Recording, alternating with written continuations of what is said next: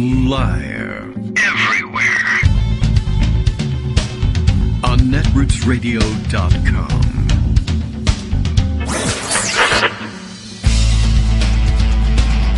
David Waldman, Kagro, in the morning.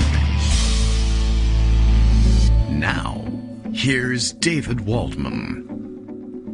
Hey, good morning, everybody. It is Thursday, May 27th, 2021. Time for yet another show. And I guess we have to take time out at this point to note for the record, because this is one of the things we do, even though it's becoming increasingly difficult to detect a change in the national mood when these things happen.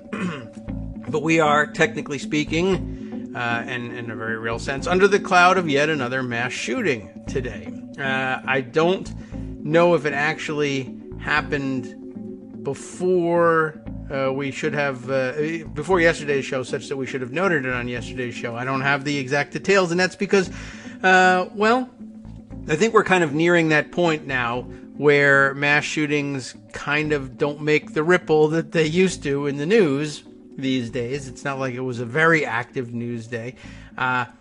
Such that, okay, I'm not really sure. It may have happened during yesterday's show or immediately following yesterday's show, but we should stop to take note of it.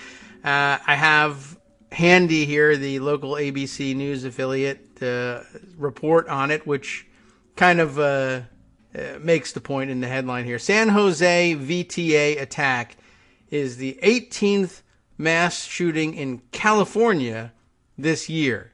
So that'll give you some sense of how much news we may have missed in all of this. We're very clearly becoming numb to the fact that these things go on all the time, and we sometimes come up with explanations for why that may be, and sometimes the mass shootings are situations that appear, I guess at first glance, to be more like, well, a fight breaks out in a bar and somebody produces a gun and the requisite number of people are shot, but thankfully either no lives are lost or very few lives are lost. And I guess that's the upside of potential mass murder. But I guess we still ordinarily take note of situations where somebody comes to, into a random situation and kills several people. 9 people killed in this attack. And, I don't know. I guess I don't want to linger on it or spend any time broadcasting the details of this person's spree, because sometimes that's more what they want than anything else. But I think by now we are all aware of it. I just need to sort of take note of it and take note of the weird sociological phenomenon that's going on here, that we tend to lose track of these things now. And it takes I don't know, some really rare combination of events for everybody to stop and take note of the fact that this happens at all. And of course, well, a lot of people making great efforts to point out that this thing happens all the time, and just looking for language that will allow America to take it more seriously. I see people saying, well, we need to deal with the pandemic of gun violence. Maybe that, using the word pandemic, will trigger people's memory on these things, or of how to react to these national tragedies. But so far, that just hasn't done the trick. So I don't know. I just want to note that for the record, because we do that on the show and say, all right, we're starting under the cloud of a mass shooting, and maybe we're part of the problem, and then move on from there. You can't spend the whole day on it, and this time I won't. So there's plenty of other things to get to, which are, of course, of equal importance, and we are back with another day of global pandemic. And boy, do these things last a long time. I was thinking about that last night. I was putting together the morning post and thinking, for all the discussion we've had over the years, both on the radio show and on Daily Kos and elsewhere, about pandemic flu, for instance, with Greg and all the preparations that he's done or tried to goad others into doing at the governmental level. I never felt like we discussed how long these things could last, that they could happen very easily and break out at any time, and the things we ought to do if they do break out, and how to deal with the communications plans. Yes, And I'm sure there's been some mention of it. And we know in passing, at least from our history, that the 1918 flu pandemic took some 2 years or so to play out, as I understand it. And so I guess we're only halfway through dealing with this pandemic, if it's anything like that one in length. But I don't know. I don't know how well adapted Americans are to long-term reaction like this, given, for instance, that we've only been able to dedicate 30 seconds to discussion of the fact that there was another mass shooting yesterday. All right. Well, there's much more, of course, that we can round up, and a lot of weird things happening online and elsewhere that deserve our attention, many of which will be addressed in the coming moments as I answer the phone here, the fake phone, the Skype telephone, to speak with Greg Dworkin and check in on his roundup of things. Good morning, Greg. How are you? Good morning. How you doing? Well, I'm doing okay, as well as can be expected. It's a difficult thing, but a tradition on the show, and a tradition in America, when you begin the show saying, "Oh, yeah, we've had another mass shooting, and we really have to acknowledge that, and there's no way to do it." How do you make the transition? I don't know. But yeah, I'm beginning to worry that just nationally we're getting to this point where I have to ask around and ask people, were you aware of the fact that there was one? Did it break through the news for you? And I admit, yesterday I saw the news and said, oh, yeah. It's kind of a sad thing. Well, I'm old, and so what that means is, like the particular demographic of old people, yes, I tend to watch the nightly evening news at 6:30, sometimes during dinner, and absolutely it was on the news. It was the question is, what do you do with yet another one of these things, and what happens after you get a little numb to all of it? Yeah, I mean, that's the big problem, and I'm almost old, which means I find myself tied up in still getting dinner together for kids who depend on us to do that, and so I don't watch the nightly news. And it has to, somebody has to tweet it to me, basically, in order for it to break through for me. And plenty of stuff does, and I check all the time, but yeah, I don't sit down for 6 o'clock, 7 o'clock news. I'm still getting over the reveal that you actually prepare for the show the night before. The whole thing's spontaneous, right? And nobody does any preparation, and we just talk to each other. Yes, basically. Well, the preparation is I was alive at the time that happened, and I saw it. Tomorrow, I'll probably mention that it happened. There you go. That's it. Well, it's even more preparation than I usually do. So. Okay, well, I often don't even notice that I'm alive, and then things happen, and then it's the next day.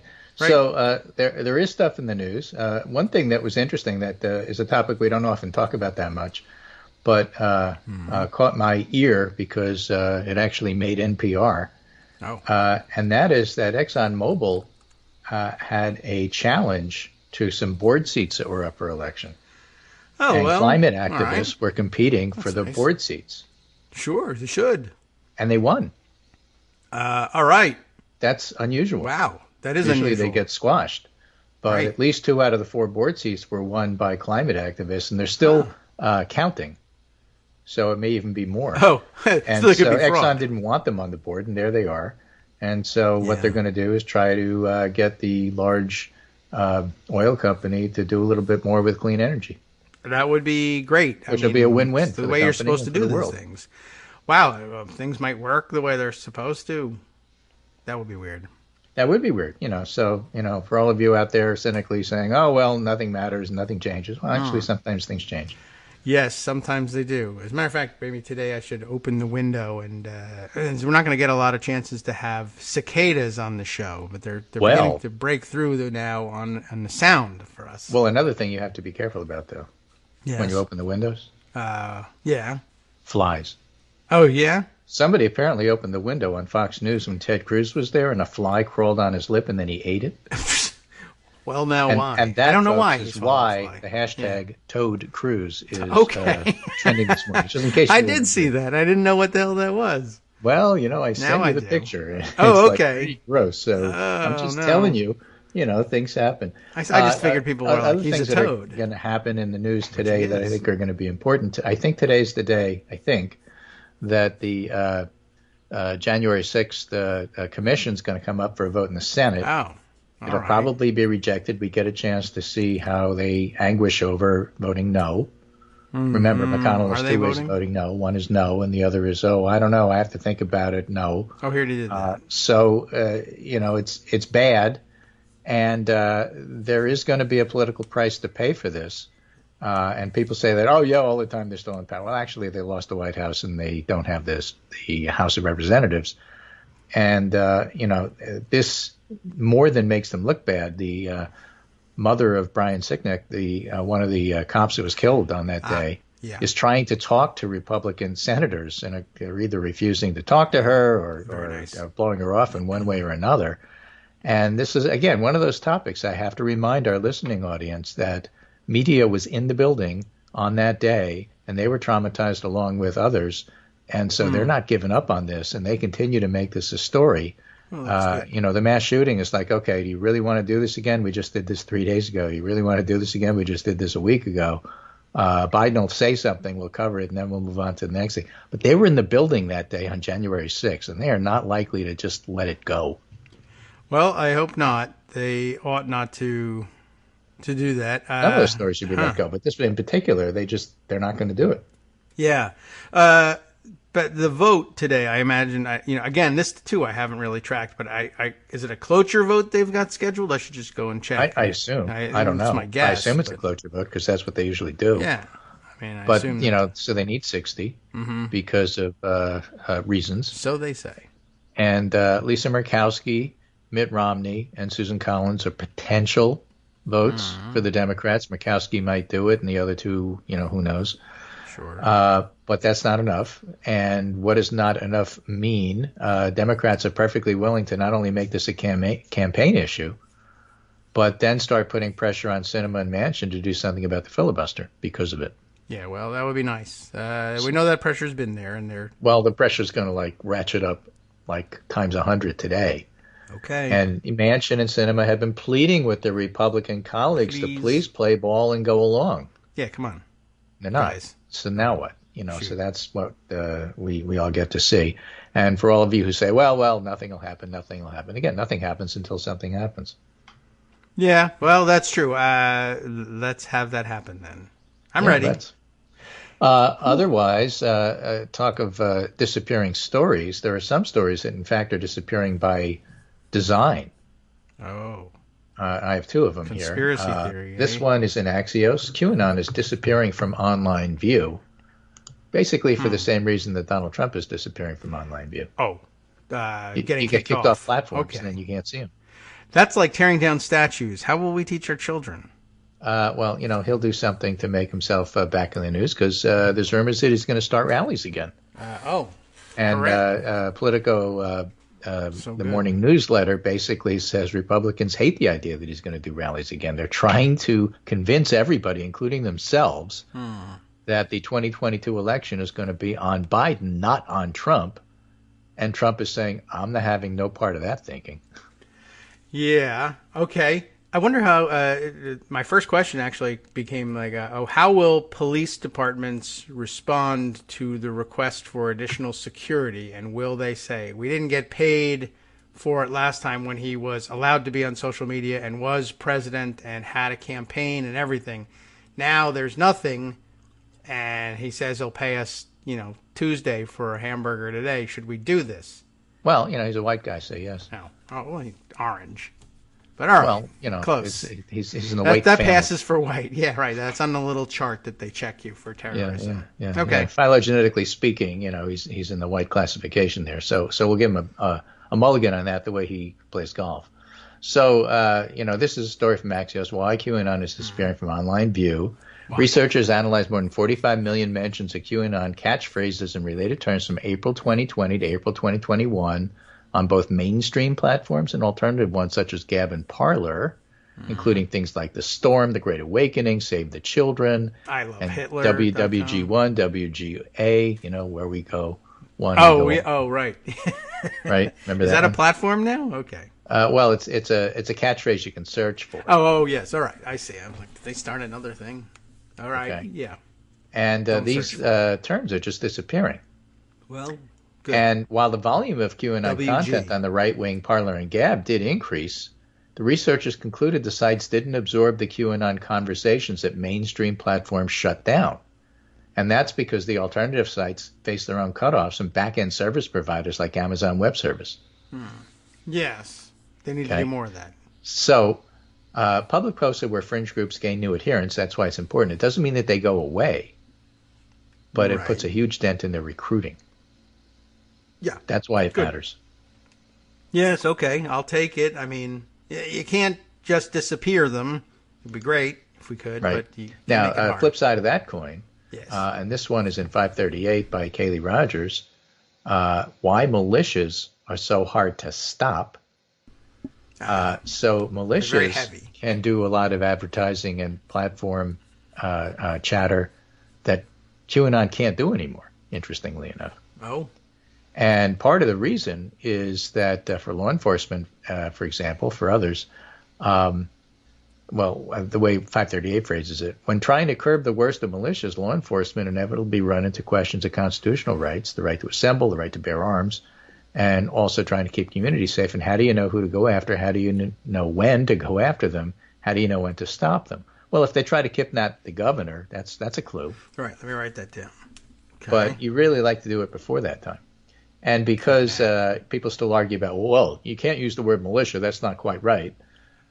So if you can't even agree on the word, how are you supposed to agree on the strategy? Right. We learned that from the gun people the first time, and now they're back to teach us that again. Yeah, exactly. So it's just an interesting dilemma. So you'd like for the right-wing watch people to keep an eye on the Q folks, which is hard when they disappear.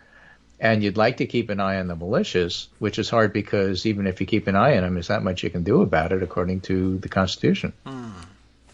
So, you have stories where they're there, and you do have to keep an eye on them. The bigger problem, I think, is not so much whether or not they show up in media on the Q side, but it's on the militia side where they have sympathies on the part of local police.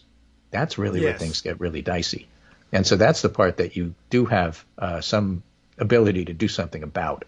And I think that's, one of the main things is to try to get the white supremacists out of the police department and the military, for that matter.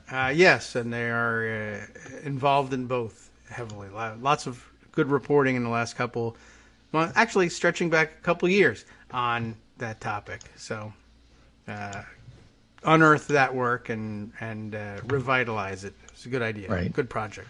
Anyway, I'm watching Toad Cruz eat a fly while I'm talking about all of this. So, What is it with him? The things that end up in, I don't know what to say. The things that end up in his mouth on television are just unbelievable. There's a lot of conversation about what flies are attracted to, but that's another story altogether. I guess so. He has weird problems with spittle and things landing on. Maybe he's just on TV too much. He and Pence. I think what happens is when you make a deal with Metropolis, that's true. Then the minders come out and just keep an eye on you. I guess, man. Well, that's gross, but he's a gross guy. So there's a lot going on. It's part of what's going on. So in answer to part of your question before, the influenza pandemic of 1918-1919 lasted a year and a half. 3 waves, not so simultaneously. So just like now, you can have parts of the world like the U.S. doing pretty well, and parts of the world like India not so well. Yeah. So it's definitely not going away. There. But the numbers are looking good, and that's all good. There's interesting data from YouGov that J. Elliott Morris put out yesterday. Economist YouGov polling among Biden voters. 76% of Biden voters are fully vaccinated. Good. Right? 54% of Trump voters. That's more than I thought. Of the Biden voters, partially is 10%. So 86% have at least one shot of Biden voters. That's pretty darn good. Yeah. And then another 7 plan to get it. Okay. Plans, that's something. So you're well above the 90s there. And only 2% won't get vaxxed. Whereas with Trump voters, 54% fully vaccinated, 6% partially, 3% plan on getting it, and 26% won't get vaxxed. So that's why you get the 15% number. And sometimes you see, it's as high as 25. Well, among Trump voters, it's high. Among the general population altogether, it's about 15. Even among Trump voters, 12% are not sure. So they're never persuadable. sure of anything. Okay, good. They're Go get it. persuadable. Again, Trump voters are not monolithic, and you can talk to some of them. All right. You can't talk to most of them. But all right. But more than half of them are fully vaccinated. Between the fully and the That's partial, true. You're already up to 60%. Another not good. sure is 12. That's 72%. Better than I Three-quarters thought. of Trump voters are reasonable about this. About that, sure. Okay, About good. this. I'm glad. Well, Not about anything else, but about this. I guess that's good news. I mean, I was sort of hoping that there would come a point where magically just all the worst of them would just go away or get sick and we'd be done with them. We don't want that because it puts burdens on the health system for everybody else. They get sick, they What if clog they up the boycott emergency rooms. You can't get there during your car accident, So you never want to wish bad things on other people, even if it's out of self-interest, let alone altruistic society, kind of reasons. I will but the continue fact to look of for the a way matter to do is that. we're doing pretty darn well with the vaccines, and for all of the discussions about what does it mean that J&J has issues? Well, it means that some people don't want J&J. Others, as you point out, say that's fine, but I'm getting it anyway. Yep. And I know one. overall, the vaccination plans for the United States are going pretty well. There's still disparities. There's still issues. People have to be creative about it. You have to go to where the people are. You have to do mobile stuff. A lot of other states are adopting something along the lines of what Ohio did. Ohio was disparaged because they offered $1 million if you get vaccinated, or if you're in the college age group, you can get a scholarship. And people said, okay, and the numbers skyrocketed for people who want to get vaccinated. I do not disparage And if you don't that. like it because reasons, well, tough. Well, you want $1 million. Where's my $1 million? Well, it's a lottery. Not everyone gets it. Well, you shouldn't do that because it's for the same reason you shouldn't offer Krispy Kremes to people to get vaccinated because, I get it. But you know what? If it gets you vaccinated, have the damn Krispy Kreme. Right. Yeah. Okay. No, I think all the incentives so far have been pretty good. And quite frankly, Ohio's was one of the smartest. Well, it's also one of the most effective, apparently. Yeah. Well, that's what I saw some reports that the immunizations were up by 25% or more after that. Right. Exactly. There's no question that to me it's a good idea. I don't know who worries about moral hazard in this, but too late. We got some shots and arms and we win. Right. Now, other things, not just Trump voters, but of course this is subsets, but the Democratic-leaning areas in the cities are doing much better than the rural areas. Even though there's lots of poor people, there's lots of people of color, there's lots of disparities in the cities, but still the cities are doing a much better job of getting vaccine to people. And that's why. Good. So city folks do when you get tell it. people that, you'll start to see, but what about crime? Crime is up in city. Why are you changing the topic? Well, because it makes you look good. We can't make you look good. We have to make you look bad. I guess that's so. it. Let's talk about crime. Well, crime is up everywhere. Man, we have healthier criminals. That's because there was a pandemic, and there was a lot of stress on people, and so that could be part of the reason. True. Yes. And all right. Well, yeah. Keep your criminals healthy, and crime will go up. That does happen. Well, that's part of the deal. Make sure they're fully vaccinated, so when they're criming, they don't, infect you. That's highly important. So, that's a story in the news, and I think that's important as well. And that's what's catching my eye this morning. Okay. I'm just very intrigued about how this is all going to play out in Congress with this January 6th stuff, because what the Republicans are attempting to do is, quote, get past it, which is to say, change the topic and talk about something else, as if people will. Yeah. Well, and when you did it.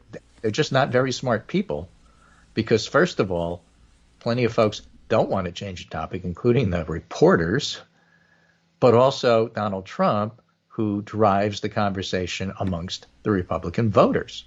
So it doesn't matter that Mitch McConnell has sketched out a plan whereby he stops talking about Donald Trump and only talks about Joe Biden, as if that's going to happen, when in fact it won't. Okay. It is interesting, the drive to just get past it, just stop, just move on, et cetera, et cetera. I thought it was 1776. That's not something we would have moved on from, or just forget 1776, everybody. Yeah. It didn't work out slavery. for us. Let's That's just why get past slavery already, right? Yeah. I mean, that was a long time ago. True. Yeah, they do say that. So I don't know. They're very. Let's stop teaching it. It's just like so long ago. Who cares? Yeah. Well, they're not going to make any sense about it. So. Another thing that people want to get past, but apparently funny. can't get past, is several comments along the lines of what Marjorie Taylor Greene said wasn't good. I'm just a little surprised by that, because usually Kevin McCarthy ignores her entirely. And it turns out Republican leadership wasn't able to. So they actually had to come out with comments. What happens now? I don't know. But I would love to see her censured. I'd love to see her stand in the well of the Senate and have to listen to all this stuff. Yeah, it doesn't make a big dent on her, but what the hell? Sure. If it makes no impact on her, I don't care. Makes an impact on me. Let's do it. Yeah, there's been a censure resolution introduced, I saw the other day, and, maybe it'll come to a vote. Democratic initiative, and but they require only a majority to pass. Nothing happens. They yell at you, and that's fine. I'll take it. So at least someone has the ball rolling on that. Then, as we come up on our break, one thing to talk about is that the Senate's going to have a new infrastructure offer, probably sometime around now. Boy, Infrastructure Week. And so it's still Infrastructure Week.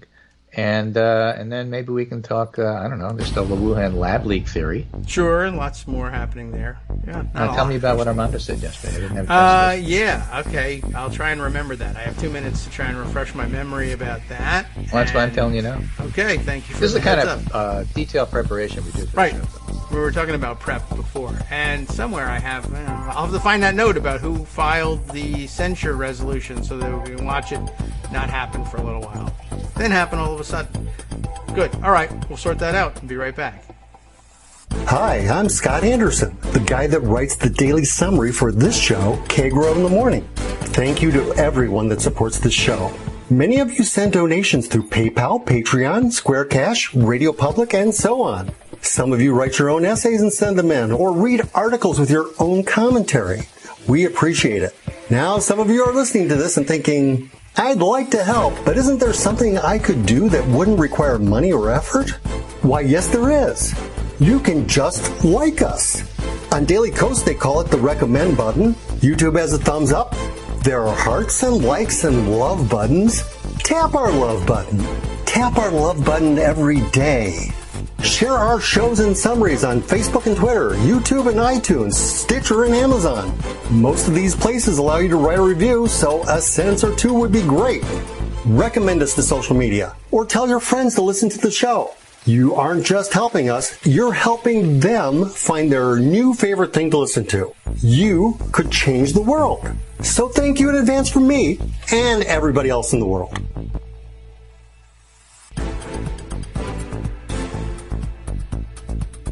Welcome back now to the Kagro in the Morning Show here on Netroots Radio. Still searching to see if I can find who it was that filed the censure resolution. But was it filed? By the way, it wouldn't have been the first time, because I think somebody did it back in February.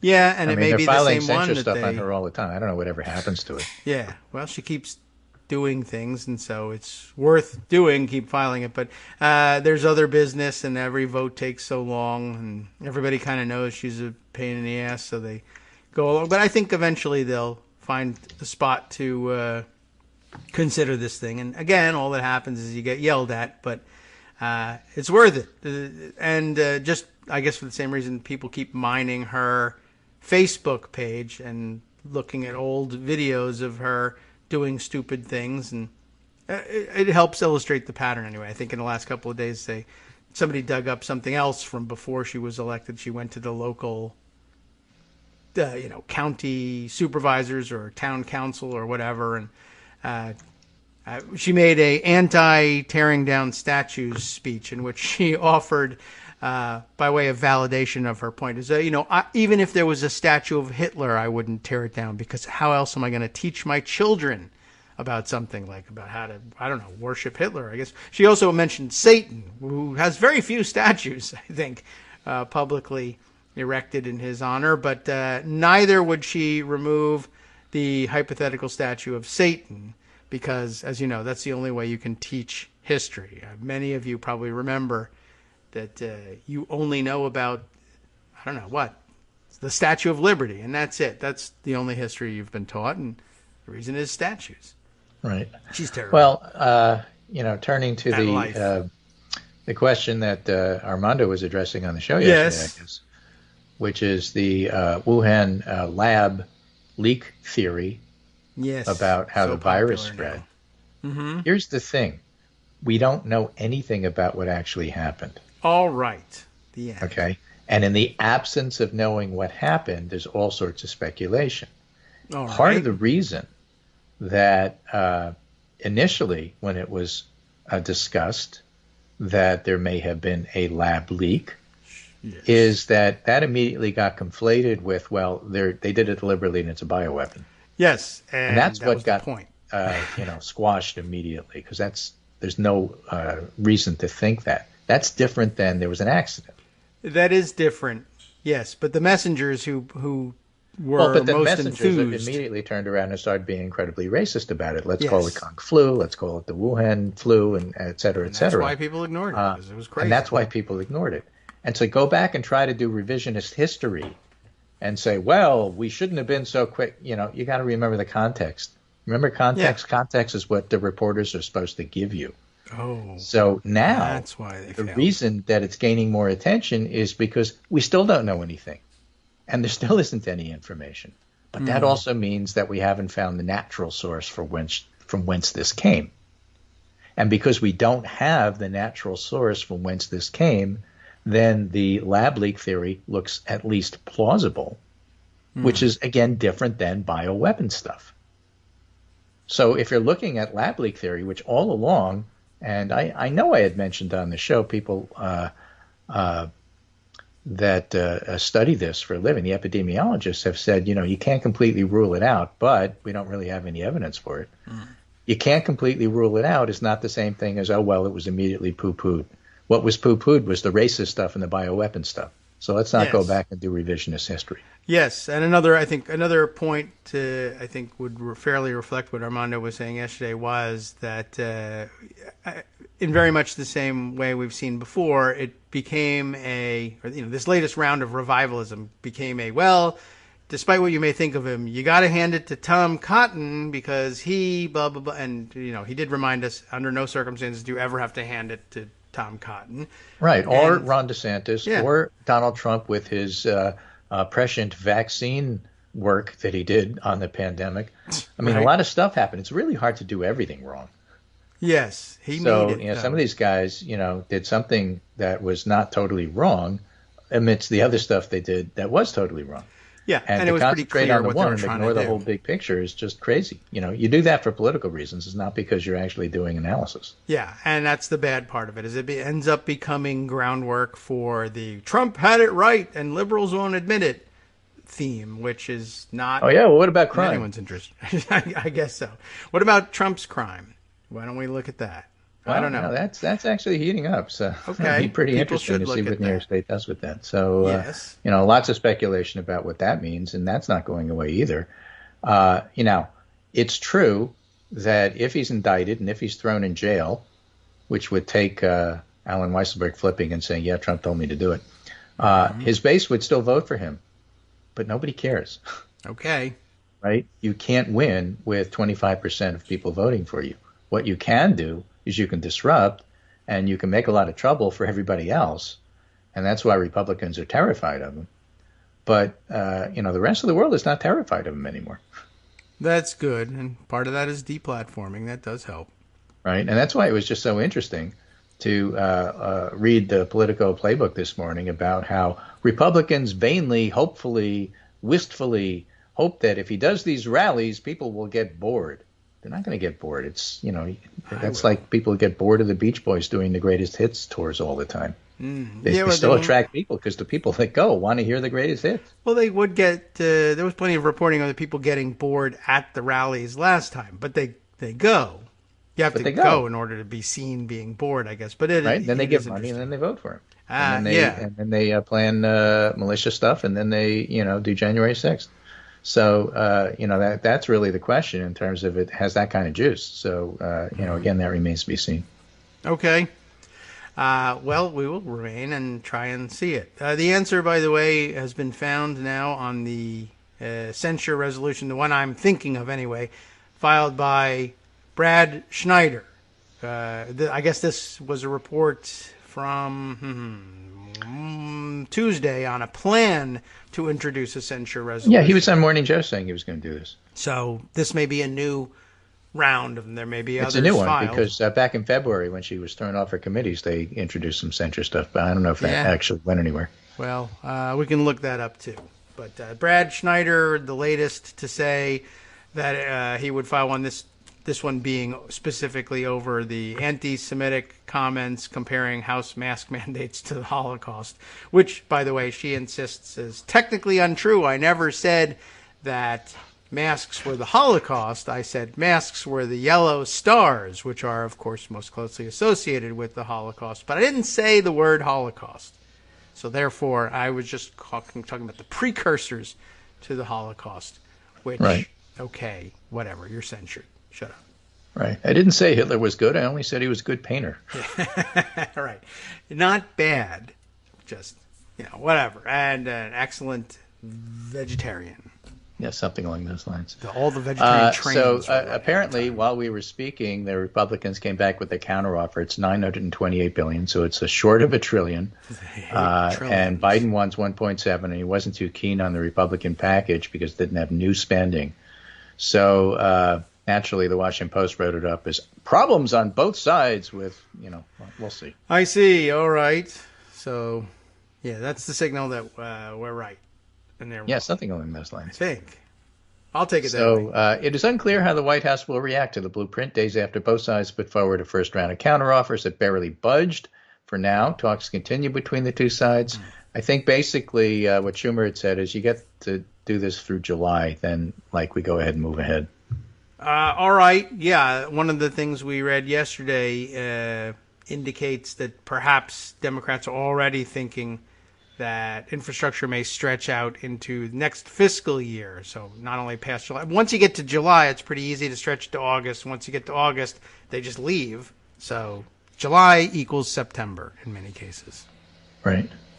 Or as Ian Millhiser puts it, imagine being the GOP Senate staffer whose job it is to figure out how much to increase your bad faith offer to Biden in order to keep Joe Manchin from saying it's time to do this. It's a lousy job. Yeah, well, you got to talk to Manchin all the time and say, well, how far can I push you? I don't Just know. how far? All right. Well, you could make a step up and be the elephant guy at the circus, that guy with the job. So, you know what? That's about all I have to say today. Well, that's it. Maybe that's all that happened in the world. Things are getting quiet. It's summer. Trump's not in office. It's not like we're having an insurrection every day. Cicadas. Right. There is one other, just by way of telling you what the research found, there is one other easily findable, maybe some others are hiding out there, censure resolutions. I just searched at congress.gov for censure and green with the appropriate number of E's. And we got one from, let's see, Representative Williams of Georgia. Who that was in February, right? Yeah, that's right. Exactly right. Last House action on it was back in February. And that's when she was getting thrown off committees and people were all upset about what she was doing. Okay, yes, February 1st. HRES 83, just sitting there waiting to be used again. But now we'll have another one to throw in there. So what happens with that? Like if it sits there and nobody's acting on it, do you have to update it in any way to bring it back? I mean, why is it stays Schneider fresh introducing a new one when you have the old one? Because his name is not Nikema Williams. So why don't you just do it together? They may not know one another, or he What do they read stand the up and news. say? I wish the following to be stricken from the record so I can redo it as if it was like a complete start. Don't they have those sort of tools? Sure. I mean, it may be that when it comes to, if they decided to move it on the floor, the Rules Committee might then be petitioned to consider both of them together and to merge the text, or it may be that I don't know, we could take a look at it. I'll take a look at it and not waste your time with it, but it may be that the text is I don't know, either no longer applicable or needs updating. And Schneider wants to do one on the mask mandate equals the Holocaust, and Williams may have focused on this something was Naima Williams from Georgia, right? Yes. So you go to Rules Committee and say we want both the bills and the names to be merged. So this will be a Naima Schneider bill. Mm-hmm. We have to vote on that, but we're going to merge your names and we're going to merge the bills together. We're going to take every other word from each.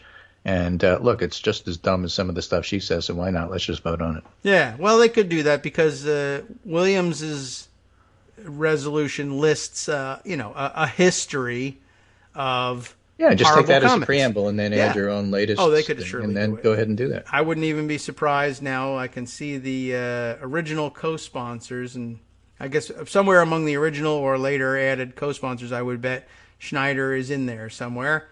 Well, they should get together. Now that they can come back and meet in person in the House rather than being remote. I wonder how many collaborative efforts were put off by having to work remotely for all this time during the pandemic. Maybe we'll see. If it actually gets reintroduced, we'll definitely have to do a little talk, not a whole show, but a little talk about censure measures and what generally happens to them. Yeah. And what's the procedure behind how the House leadership gets rid of it when they want and brings it forward when they want?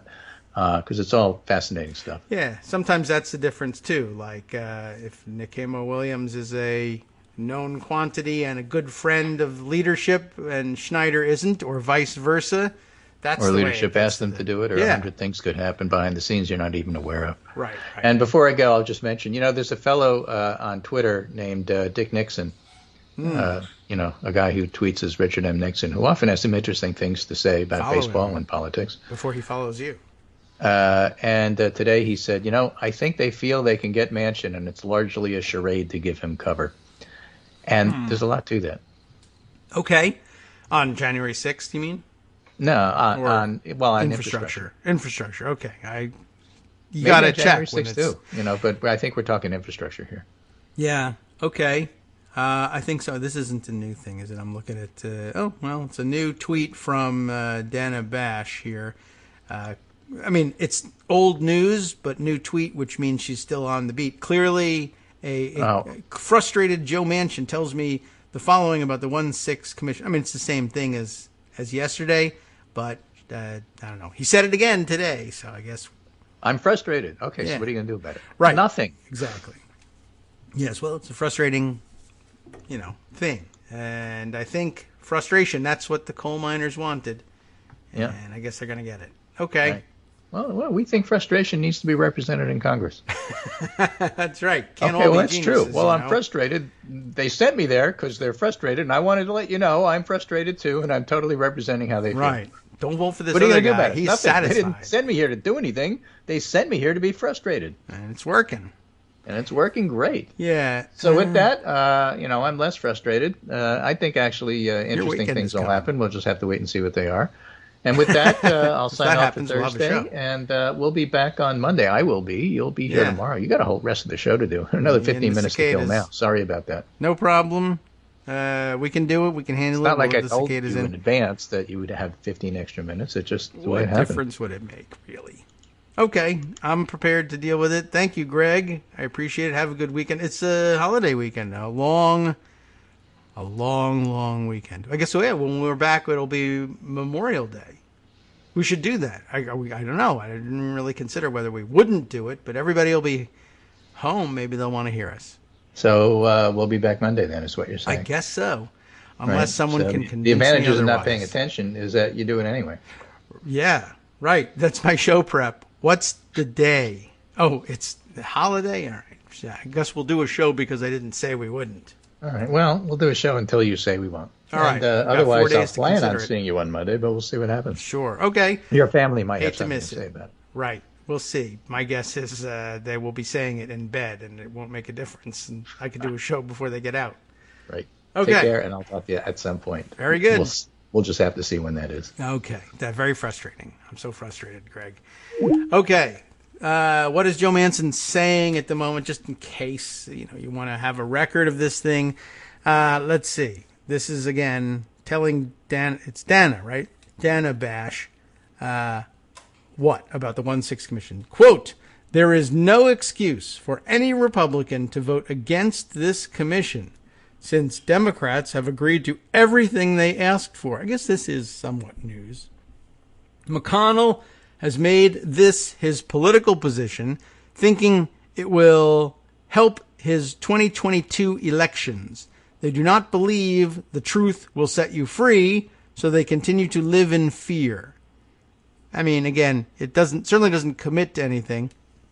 The tiny step forward, I guess, that this statement represents is an acknowledgement by Manchin that Democrats have given Republicans everything they asked for, and that there could not be any more accommodating position offered in negotiations, and yet the answer is still flat no, which leads us back to the same spot. So, okay, so doesn't that now mean that you now understand and acknowledge that there's no negotiating with them, at least on this particular thing, this January 6th commission, and yet it won't happen because they don't care about the obvious hypocrisy of it all, and they will instead filibuster the bill creating this commission.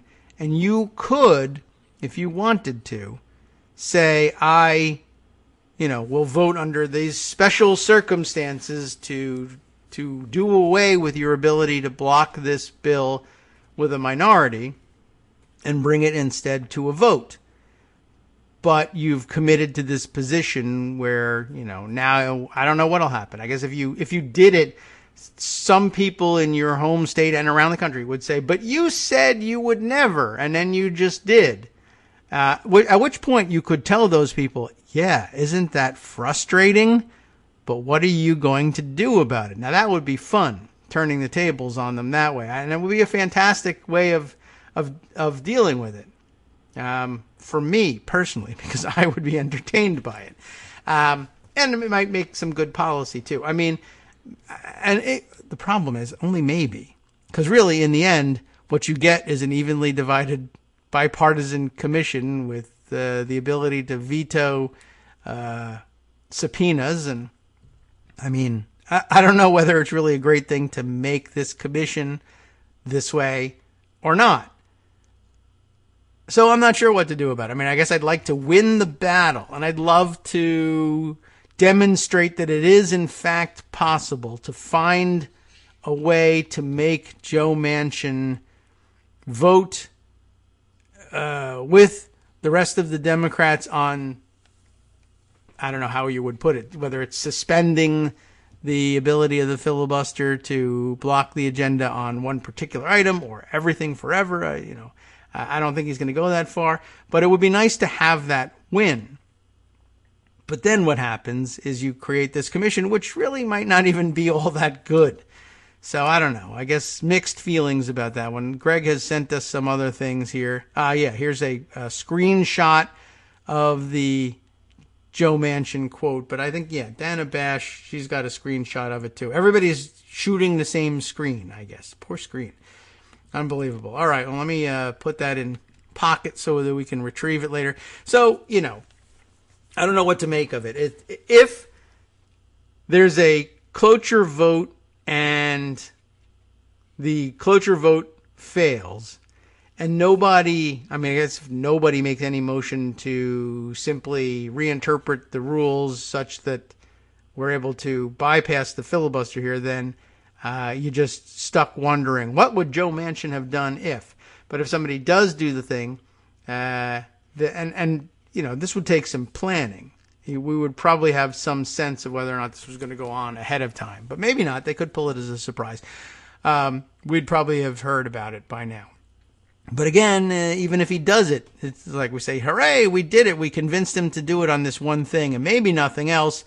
And what are we going to get out of it? A vote that, I guess a close vote, maybe 53-47 or 46 or something, given an absence here or there, then they would create this commission, and then hooray, we have a half of a lame commission.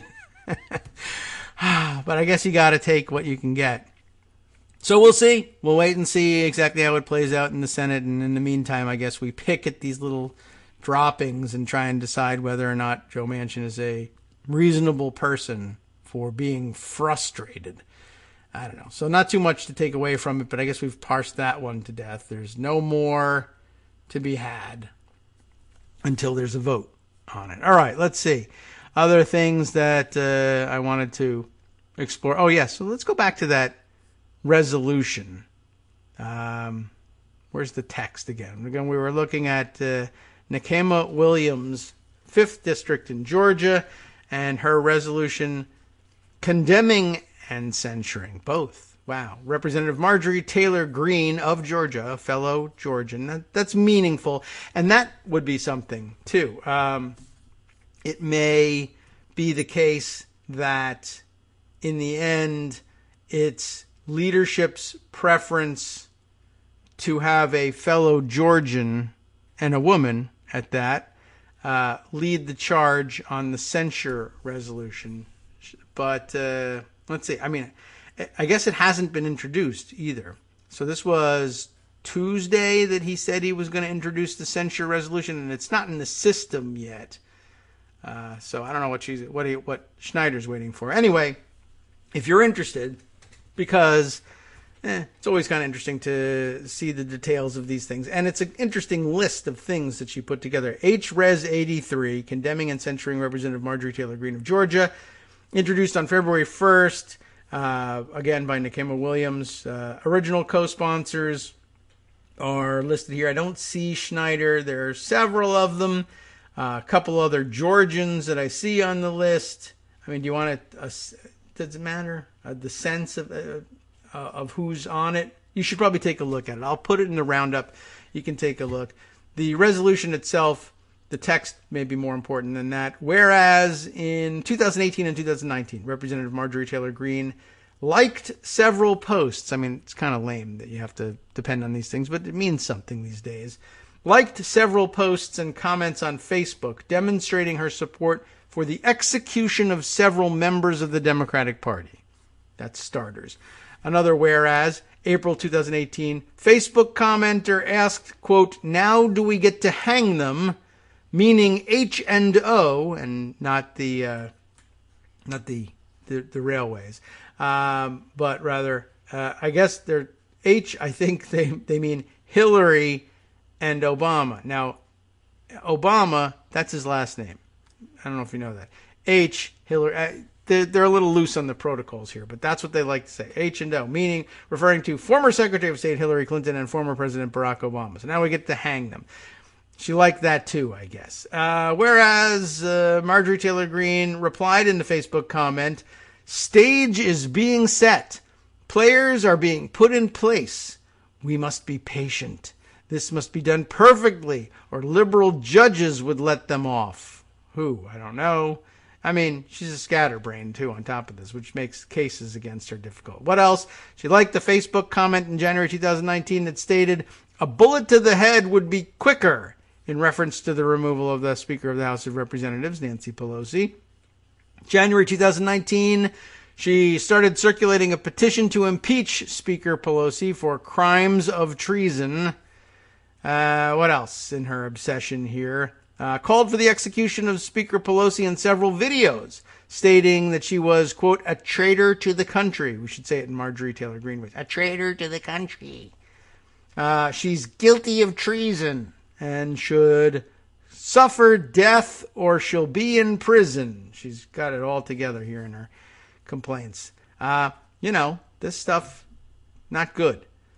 What else? Greene also said that Speaker Pelosi, quote, "took an oath to protect American citizens and uphold our laws, and she gives aid and comfort to our enemies who illegally invade our land. That's what treason is. And by our law, representatives and senators can be kicked out and no longer serve in government," which should happen to you. And it's a crime punishable by death is what treason is. Nancy Pelosi is guilty of treason. Long history of this. There's more. She's also liked comments that stated, "Trump already said there were some great ones working with FBI, but some have fallen and quite frankly need to be hung for treason. Treason being in all caps, of course. And these traitors need to be put to death as an example of what will no longer be tolerated in our country. 3 exclamation points. I trilled that one for you for fun. What else? There's more. She's continued efforts to cast doubt upon the results of the 2020 presidential election by espousing conspiracy theories and by threatening and inciting violence, which has the potential to lead to tragic consequences, causing irreparable damage toward the people's faith in our democratic process. And Marjorie Taylor Greene's comments and actions are dangerous, signal a threat to other members of Congress, true, and brought shame on the House of Representatives, and now therefore be it resolved that 1, she's censured. 2, that she will forthwith present herself in the well of the House of Representatives for the pronouncement of censure. This is the usual procedure here. 3, will be censured with the public reading of this resolution by the Speaker. And 4, that's kind of cruel to the Speaker herself. She would be, Representative Marjorie Taylor Greene should immediately resign from office to allow an individual more befitting of the respect of the people of the United States to represent Georgia's 14th district. Okay, well, I don't know if it'll go anywhere. And of course, not much effect, of course, to say, well, you should resign in there, but you can put that in there. I'll be curious to see what Schneider puts in his, but that's the text for you. And I guess that gives you some sense of the list of grievances against her. It's long, and she's got a long history of all the stuff. In addition to her long history of stalking AOC, so plenty of reason to bring these censure resolutions. I'm surprised there aren't more of them, actually. I was a little bit surprised to find only one in there. Maybe they misspelled her name. She's a stickler on Twitter for saying, I think, who was it? Was taking a shot at her? Was it Robert Rach? Who was saying, how does he say that name anyway? Can't be right, is it? All right. Well, anyway, he was taking a shot at her, and she criticized him for spelling her name wrong with no E on the end, even though on Twitter, her Twitter handle has 2 E's on the end. Never really figured that out.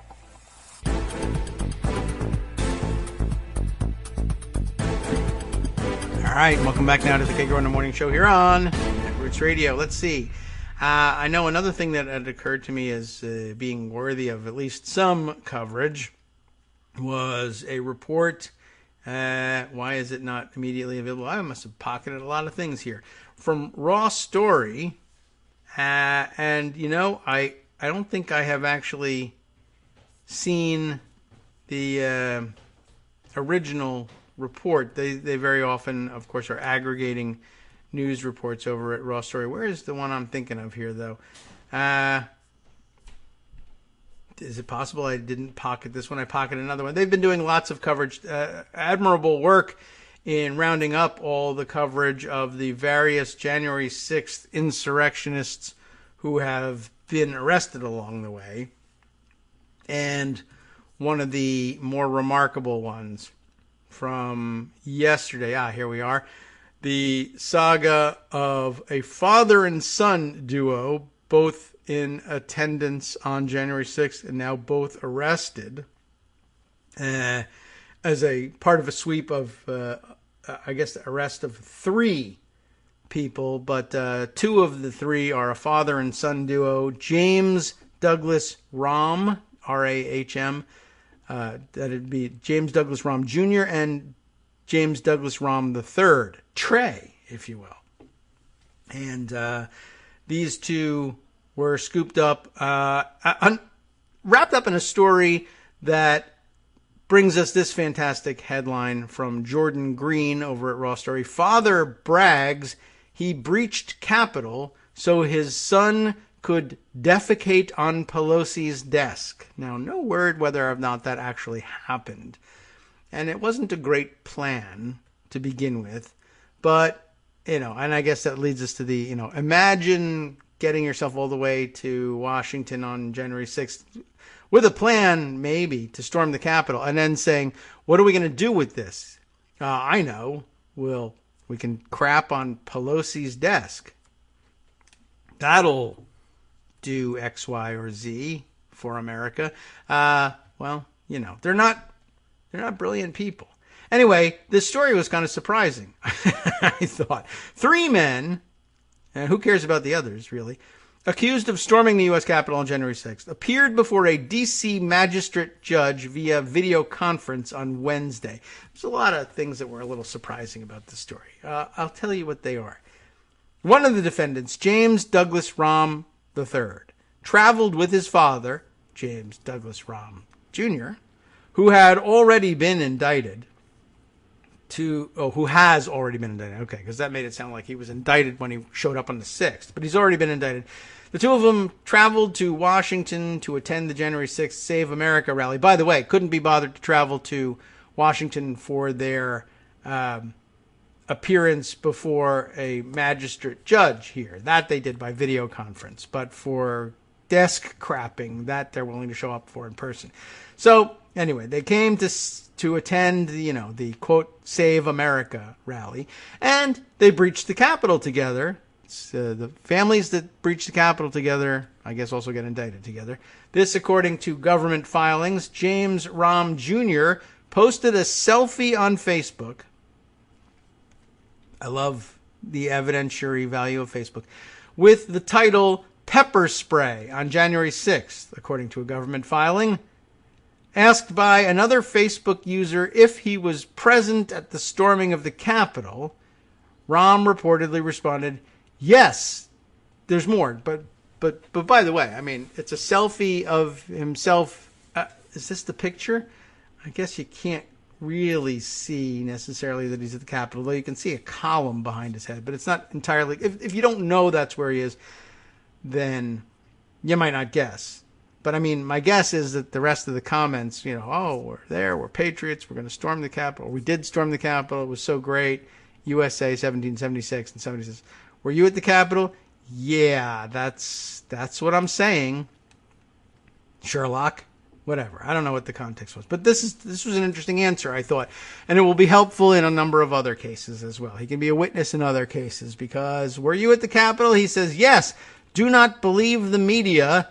There were no anarchists, no Antifa, just patriots trying to take the country back. Yes, I was there. The pepper spray is just wearing off. I don't know when he posted that. So we got no idea how long it takes pepper spray to wear off on him, in his opinion. But, get that guy on the stand for all the other trials and all the Republicans in Congress and elsewhere claiming that, no, it wasn't Trump supporters. It was people posing as Trump supporters or anarchists or Antifa. No, he says, I was there. Don't believe that. There were none, zero, just patriots, which, whatever. Forget what the meaning of the label, but okay, we'll take it. Just interesting. That falls by the wayside. That's not even the most interesting thing this guy has to say, because remember, he's there to crap on Nancy Pelosi's desk. The filings show that James Rahm Jr. and his friends were obsessed with House Speaker Nancy Pelosi, much the same way in which Marjorie Taylor Greene is obsessed with her, and AOC, and belongs perhaps behind bars as a result. An affidavit filed in support of the charges against James Douglas Rahm III, known as JD, they don't call him Trey, I guess, that's lucky for him, indicates that a different individual told James Rahm Jr., go find Pelosi and rip her effing head off. That's what it says. They reproduced that here in Raw Story as F***CKING, and I don't know whether that's because it was texted that way or what. That's but again, I guess to be clear about this, the affidavit says that a different individual told Dad, James Rahm Jr., go find Pelosi and rip her effing head off. The same person later wrote, I want that whore dead. Very brave of them to have written that.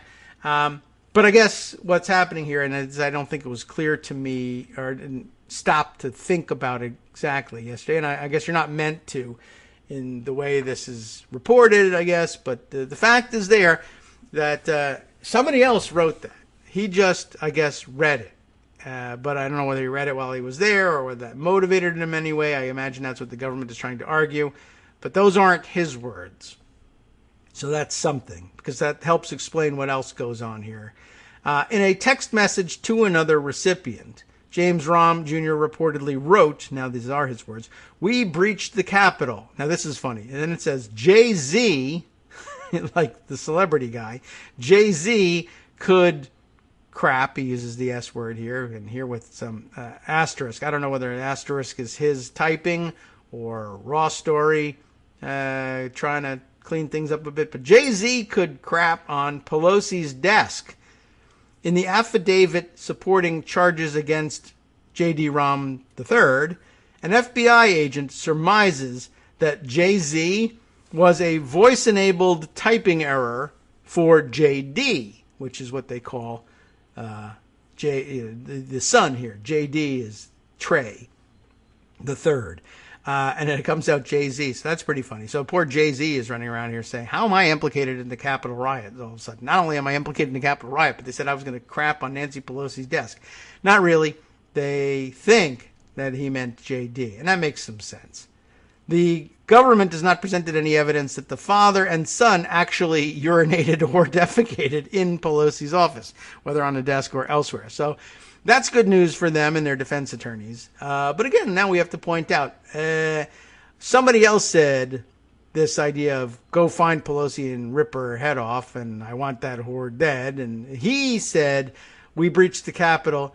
And while I guess you could say, well, he had plans for his son to crap on Pelosi's desk. Well, I don't know about that. All he really says here is that Jay-Z could do it. And I suppose he's a celebrity. He could do whatever he wants. Trump says so.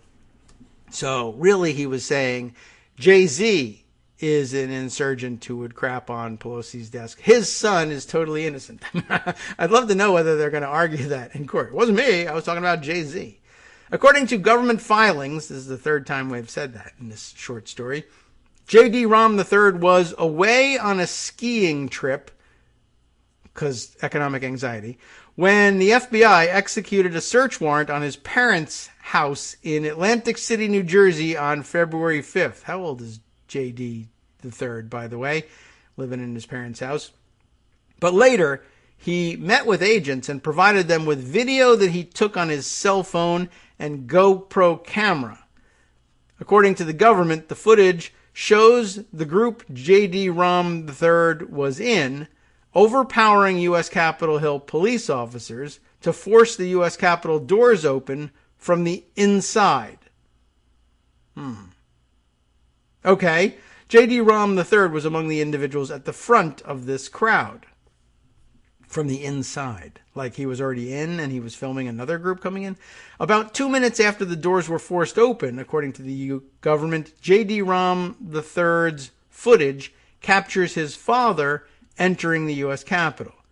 The filing also references a Snapchat video posted by J.D. Rahm III in which he can be heard saying more things we have to censor here because, I don't know, it gets a rise out of Gil, so we'll censor it. Holy crap, you know the word he's using. Oh my effing God, we just stormed the Capitol. Holy F. So this is a very eloquent young man, and it is like 1776, isn't it? And these gentlemen are patriots like our founding fathers, framers of our Declaration of Independence and Constitution. You may recall Benjamin Franklin at some point during the debates on independence saying, Holy S, oh my effing God, we just dissolved the political bonds with England. Holy F. Yeah. Those things. When in the course of human events it becomes necessary for one people to say Holy S, oh my effing God, and dissolve the bonds, Holy F, the whole thing. You remember it. I wish I could remember. Now I understand why they don't teach more kids to recite the Declaration of Independence in school. It's full of profanity. J.D. Rahm III is charged with effing obstruction of S justice and kiss my ass. I don't know. That's not in the language here. It should be, though. That's very official language. Charged with obstruction of justice / Congress. So obstruction of Congress as well. And violent entry and disorderly conduct, among other offenses. Rahm's lawyer, not Rahm Emanuel, but J.D. Rahm's lawyer, told the court on Wednesday that his client is a DJ. So, I'm not sure what we're supposed to make of that. There's an argument being made here, but so that is what he does for, I guess, allegedly for a living. But he lives in his parents' house. His client is a DJ and is starting a power washing company. So there you go. He's going to be a boss and employ lots of people like himself, power washing other people's houses.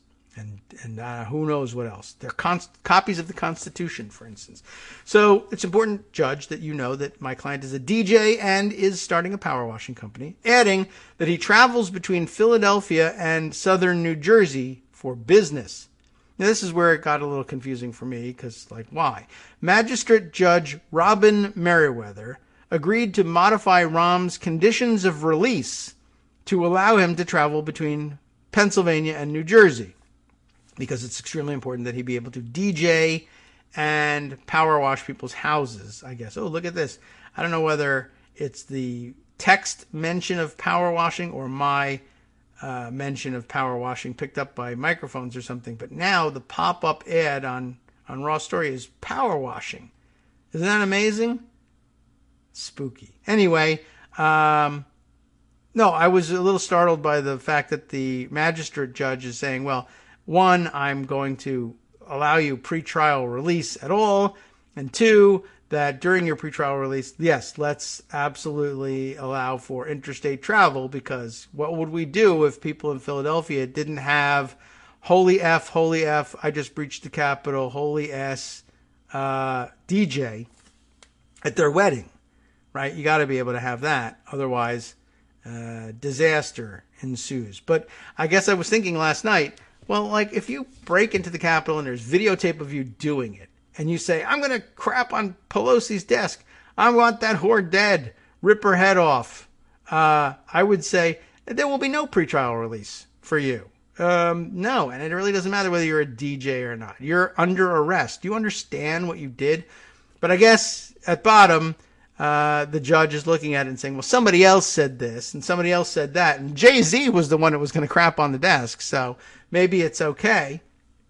And, maybe I would like to get the deck power washed by this guy or something. And so, all right, they're not holding him. The government did not seek pretrial detention in Rahm's case or for two other defendants who also appeared before Merriweather on the same day. Joseph Elliott Zlab, Z-L-A-B, Zlab, I don't know. He was arrested in Everett, Washington on May 13th, while Kerry Wayne Persick was arrested in Fort Worth, Texas on May 17th. I guess those are the other two defendants who appeared before the magistrate. No word on which of, or if either or whatever of these two was the third person mentioned at the beginning of this. Or three men accused of storming the Capitol appeared. I see. Three people appeared yesterday. J.D. Rahm Jr. had appeared previously, whether it was before this same magistrate judge or not. But okay, that winds up the loose ends on that one. But by the way, for all the people who have been wondering about violence in our inner cities now that crime is on the rise again, wondering to themselves, or rather aloud in front of others, made to look like they're just asking questions. Where are the fathers? And all this, as they very frequently ask. Our black community has to take responsibility. Where are the fathers? Where are the parents? And all of this. Well, now we have the answer for where the white parents are. They are telling people that their sons are going to take a crap on Nancy Pelosi's desk and bragging about it. And, no one asks questions about that. So now we know. There you go. Where are the fathers? Oh, here they are. Crapping on desks or encouraging their sons to do it instead. All right. Just sort of a sad state of affairs.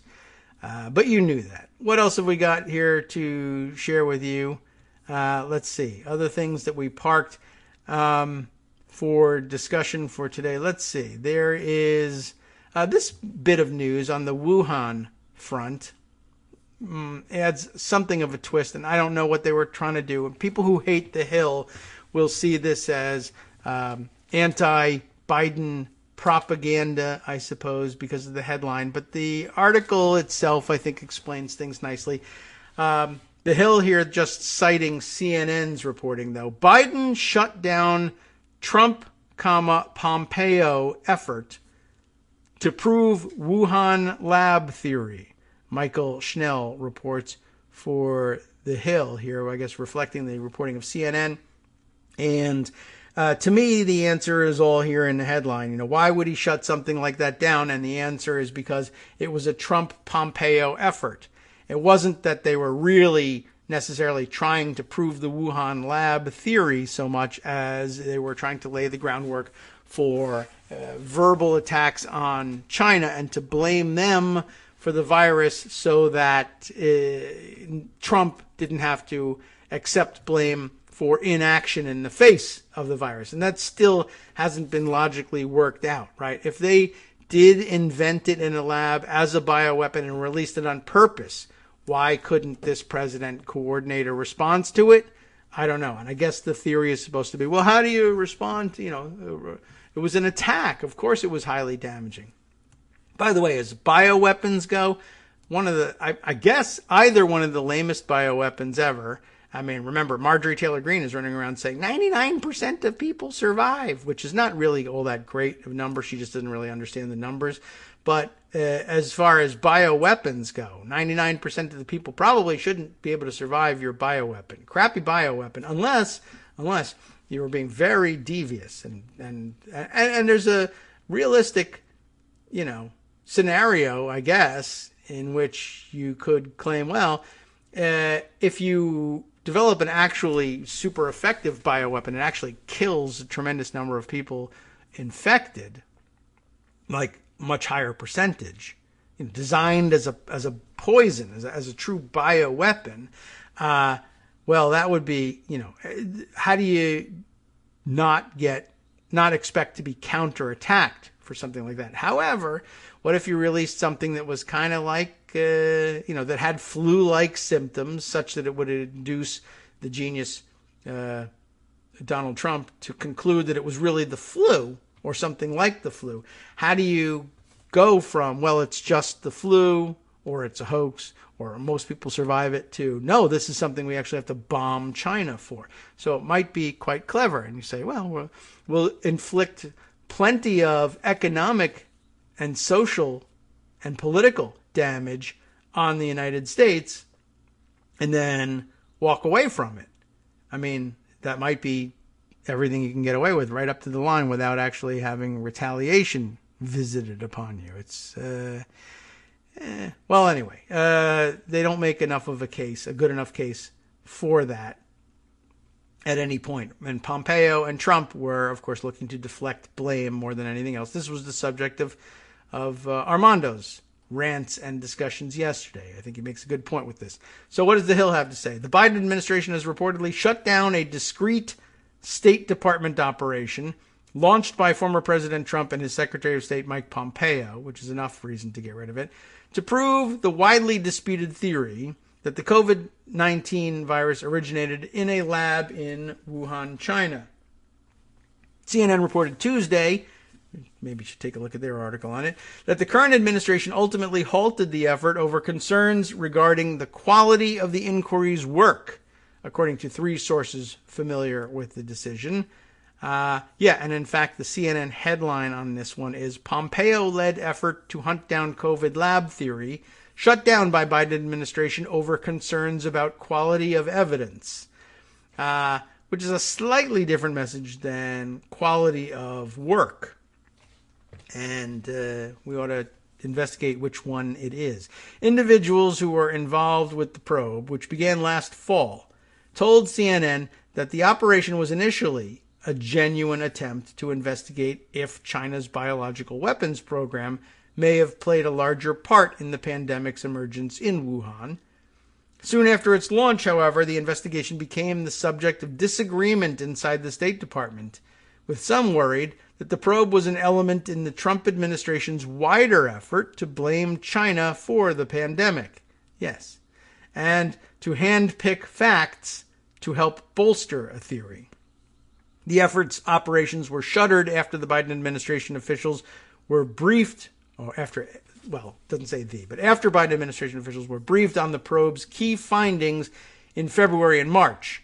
A State Department spokesperson told CNN officials ultimately determined that the inquiry was an ineffective use of resources after raising questions regarding the legitimacy of the team's discoveries, a source familiar with the decision told the network. Individuals in the Trump administration who worked on the project, however, rebuffed criticisms of their work to CNN, contending that their intention was to analyze scientific research and information from the U.S. intelligence community that bolstered the Wuhan lab leak theory and reveal more information on how the virus could have leaked from a lab. The State Department, in a statement to The Hill, said CNN's report is incorrect, though it did not name the network in its statement. There's been incorrect reporting that the Biden-Harris administration shut down an investigation by the State Department's Bureau of Arms Control and Verification and Compliance, or AVC, into the origins of the COVID-19 pandemic, State Department spokesman Ned Price said in the statement. He said the team's findings were briefed to AVC and policy planning like capitalized, policy staffing in the Biden administration. Okay, I guess staffers there. Took care of this briefing in February and March of this year. With the report delivered, the work was ended, Price said. Oh, so that's a different take on things. Well, we shut it down because the work was over. Plus the work sucked. Those would be two pretty good reasons to shut it down. Price added, however, that all relevant parts of the department continue to work on with the interagency probe on this matter. The world continues to have serious questions about the earliest days of the COVID-19 pandemic, including its origins within the People's Republic of China. China's position that their part in this investigation is complete is disappointing and at odds with the rest of the international community that is working collaboratively across the board to bring an end to this pandemic and improve global health security, he added. The revelations regarding the now concluded the now shut down State Department effort comes as public health officials and experts are increasingly lending credibility to the need for an investigation to probe the origins of the coronavirus. There's a little bit more here. Scientists who previously dismissed or disregarded the theory that it could have leaked from a lab are now saying that an inquiry to look into the hypothesis is warranted. While scientists have not uncovered definitive evidence that the coronavirus leaked from a lab, they also haven't discovered proof that the virus started in animals before naturally infecting humans. This increased support for an investigation to probe the Wuhan lab theory comes after the Wall Street Journal reported, citing a U.S. intelligence report, that a number of researchers at China's Wuhan lab, the Institute of Virology, became ill with flu-like symptoms and required hospitalization in November of 2019, 1 month before the Chinese government says it detected its first case of COVID-19. Interesting, to say the very least. But that may be about it. So there's not that much more we can say about it. There's not much more information just yet. Also yesterday there was news that, I'll see if I can find it, that that Biden had issued a statement. I saw the statement reproduced on Twitter, but we'll look it up. But that Biden was ordering a review, essentially, of the intelligence on this. Here we are. We have CNN's report on it. Biden tasks intelligence community to report on COVID origins in 90 days. We might as well get up to speed on that before our next break. President Biden said Wednesday he has directed the U.S. intelligence community to redouble their efforts in investigating the origins of the pandemic and report back to him in 90 days. The announcement comes after the U.S. intelligence report found several researchers at China's Wuhan Institute of Virology fell ill, right? We heard about that. A new detail that fueled fresh public pressure on Biden to delve deeper into the origin of the virus. And so the pressure has been building the last couple of days. The Fox News correspondents at the White House press briefings have been insisting that Jen Psaki address the issue, and she's, done so and done her best to disarm the pointed, hidden, agenda just barely cloaked underneath these questions.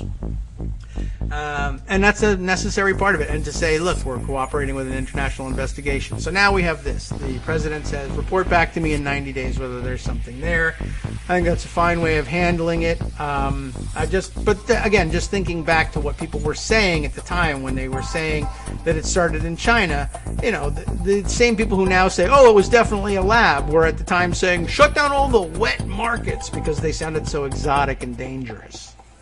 Hi, it's me, David Waldman, your host for Kagro in the Morning. I have good news to report. Many more listeners like you are making critical contributions that keep our show on the air. Makes good sense, of course, and patreon.com, Patreon.com, makes it simple. Now you can make easy, secure, recurring monthly contributions to support our show.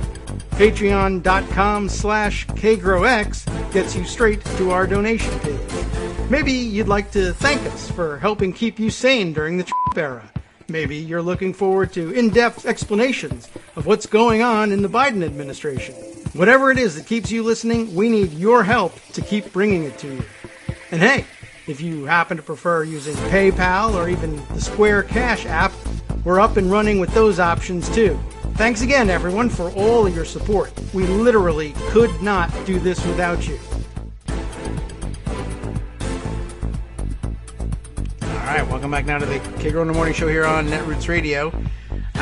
Okay, so on exit, I think we may have made things clear. We're just reiterating the same feeling generally about the reassessment of the Wuhan lab theory that you ought to remember. It seemed quite plain at the time that people who proposed the Wuhan lab theory and who also were covering all bases by saying it also could have been these horrible, exotic sounding and therefore easily otherable wet markets, whatever they may be, were to blame. But anything that they could do to lay the blame on the Chinese, that was in their political best interest. And those were the days when Trump also likewise, now, of course, he's out saying, see, I was right the whole time, except this was also the time when he was saying we have 15 cases, soon it'll be down to 0, or we have this under control, or sending people out to say we have it, it's airtight or almost airtight that we've contained this virus. And remember Kellyanne Conway, we have it contained, and then accusatorily asking the reporters, do you think it's not being contained? Well, 34 million confirmed cases and 600 and something thousand deaths later, maybe 900 and something thousand deaths and maybe over 100 million infected later, I would say, no, Kellyanne, I don't think it's being contained. Sorry. Anyway, I think we all get the idea. There's actually plenty more on it and some really interesting writing that I'd like to share, and maybe we'll just save it for Friday. I got 2 directions I can go here. Follow up on all these things, or spend Friday following up on them. And I think what I'm going to do instead is switch tracks, because there's a story that this too could easily be saved for Friday, but I have a feeling that by Friday we won't be able to say as clearly, hey, look at this cool story I found and you haven't heard much about it yet, but I'm going to alert you to it. Could be a thing I alert you to for the weekend, but what about if we do it on a Thursday instead? We got half an hour to do this. This is a wild one. And a throwback of a story. Jared Kushner figures in this one. Boy, oh boy, this guy. We got to get rid of him. All right, it's from The Guardian. And I think when I saw it tweeted around yesterday, people were noting, boy, I could use some real, I would really be happy to get some corroboration of this story from another source. But so far it was just The Guardian reporting it. Maybe there's been more since then. Martin Chulov and Michael Safi are on the byline for this fascinating piece in The Guardian. Did Jordan's closest allies, not Michael Jordan, the country, did Jordan's closest allies plot to unseat its king? Alleged sedition, oh no, that again, and a royal family feud in the Middle East, what? Not that again, may have been driven by a broader plan to reshape the Middle East, which is the sort of language that only Jared Kushner uses for his stuff about, like, what if I effed everything up and caused global Armageddon? Well, how about if we call that reshaping the Middle East instead? That's whose idea was that? Mr. Bonesaw, Mohammed bin Salman, is reshaping the Middle East one person at a time, one bone at a time. Check this out. The phone call that shook the Jordanian government came in the second week of March of this year. On the line to the General Intelligence Directorate, GID, in Amman, in Jordan, obviously, was the U.S. Embassy, seeking an urgent meeting about a matter of national importance. The kingdom's spies were startled. Danger was brewing on the home front, they were told, and could soon pose a threat to the throne. Within hours, the GID had turned its full array of resources towards one of the country's most senior royals, Prince Hamza bin Hussein, a former crown prince and half-brother of the king, whom the Americans suspected was sowing dissent and had begun rallying supporters. By early April, officials had placed Hamza under house arrest and publicly accused the former heir and two close aides of plotting to unseat King Abdullah. This is interesting. I don't think we noticed anything. This is second week of March of this year. So March of this year, yeah. So, by this point, of course, Kushner is long gone, but I guess this is a long unfolding plot. So it would be I was curious about that. Like, why would the Trump State Department use the U.S. Embassy to alert the Jordanian government to something that they were fomenting? And the answer is it was still simmering even though Trump was gone. And that's a big part of this story. So it's the Biden State Department says, hey, you might want to take a look at Prince Hamza bin Hussein here. As two alleged plotters prepare to face court in Amman, a fuller picture is emerging of the 3 weeks that rattled the royal family. This week, prosecutors in possession of phone taps, intercepted messages, and recorded conversations will outline evidence supporting sedition charges against Bassem Awadallah, the former head of the Royal Hashemite Court and businessman and cousin of the king, Sharif Hassan bin Zayed. Okay, got through those names okay, I think. However, away from the courthouse, evidence that a family feud could have been driven by a broader conspiracy has also been taking shape. The alleged deeds of Hamza and his two accused conspirators are increasingly being seen as the dying echoes of a larger plot fueled by Jordan's closest allies that could have imperiled Abdullah's grip on the throne if Donald Trump had won a second stint as U.S. president. And thank God he didn't. And I guess thank Allah as well in Jordan. Unless, I don't know anything about King Abdullah, but I assume he's not a vicious tyrant any more than any of the rest of them. I don't know. Could be wrong. Mohammed bin Salman turned out to be, and he had good press going into his murder incident. As the turmoil of Trump's term recedes, the implications of his attempts to redraw the map of Israel and Palestine via his showpiece foreign policy play, the so-called deal of the century. I don't even remember it ever being called that, but I guess that was their plan, to roll that out and say, we made the deal of the century because we make great deals. All right, so the details are now crystallizing. Officials in the Biden administration, which has restored a more traditional approach to regional diplomacy, fear that Jordan's interests would have been shredded in a second Trump government, and its leadership might well have been a casualty. Regional officials say there may be links between Prince Hamza's alleged actions, which officials in Amman describe as sedition but not a coup, and the approach to Middle East affairs steered by Trump's son-in-law and Middle East envoy Jared Kushner, with the backing of his friend and ally, Saudi Arabia's Crown Prince Mohammed bin Salman, or Saudish Arabia as we like to call it. The charges against Hamza accuse him of rallying support using three key events: the deaths in March of 7 people in a hospital in the town of Salt, that's what it says, during an oxygen outage blamed on negligence. Okay, that's issue 1. the commemoration of a 1968 battle between Israel and the Palestinians, and the birth of a Jordanian youth movement nearly a decade earlier. Okay, so now what about these three things? Hamza turned up to Salt, I guess in Salt, right? And we know he was plotting with his aides to make a show of things, a senior official said. It was then that this whole thing moved from abstraction to something that was much more coherent and organized. There were trigger words and a deployment of methods such as demoralization agents and ways explored of tapping into the hardships of the people.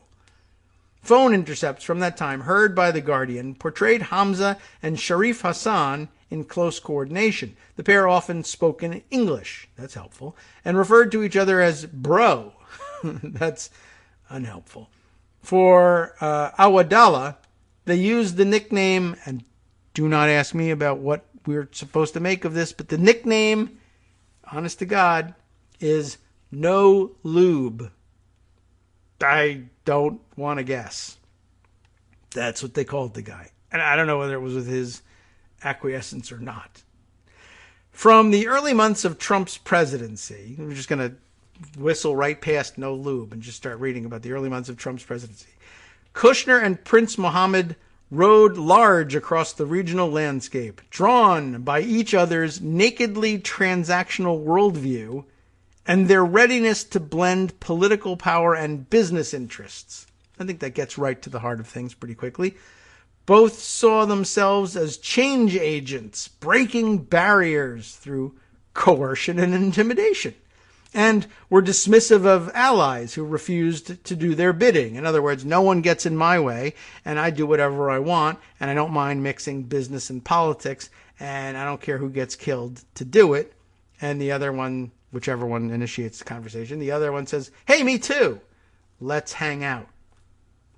And they did. The normally watertight relationship between Amman and Washington, built on 50 years of security cooperation, reached breaking point in Trump's first term, senior Jordanian officials say, as the White House pursued its Middle East agenda through a team of hand-picked loyalists, eschewing both structures of state and sidelining officials whom Jordan would normally have dealt with. First among the administration's schemes was an attempt to forge peace between Israel and the Palestinians that ripped up the rule book governing decades of talks and shattered understandings of what an eventual deal may look like. Despite being directly affected, Jordan knew none of its elements until the grand announcement in early of 2019. When the plan was finally revealed, Jordanian leaders sensed mortal danger in its implicit intention to share control of the Haram al-Sharif compound in Jerusalem, over which the Hashemite dynasty of the King of Jordan has maintained custodianship since 1924.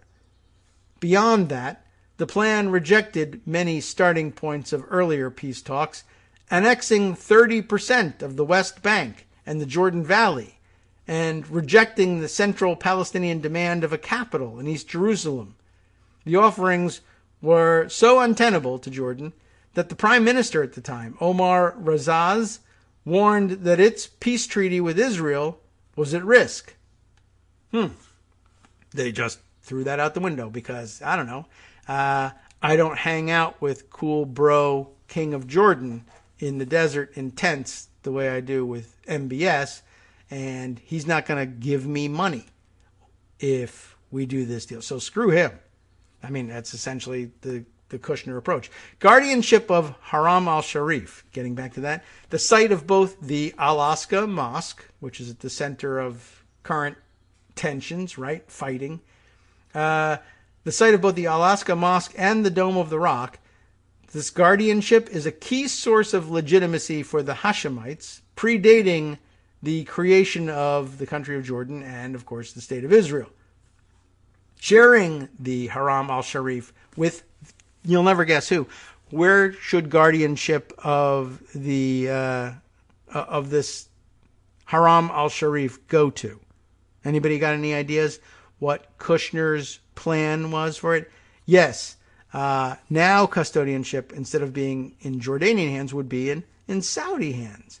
And in fact, though, but Kushner doesn't leave out Israel in all this, sharing the Haram al-Sharif with the Saudis and the Israelis was definitely something they, the Trump administration, considered, said one U.S. official.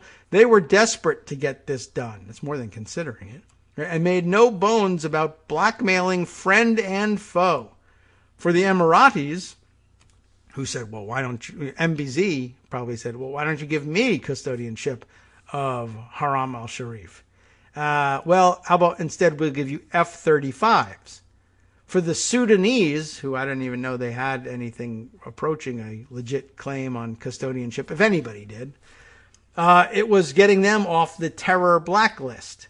The prize for both countries was American patronage and Israeli technical expertise. By mid-2020, King Abdullah was under increasing strain, buffeted by ill winds from Washington and just as troubled by the chill from across the border with Saudi Arabia. Jordan has depended heavily on both countries, the U.S. primarily to fund its security apparatus, and Riyadh to help pay its public sector.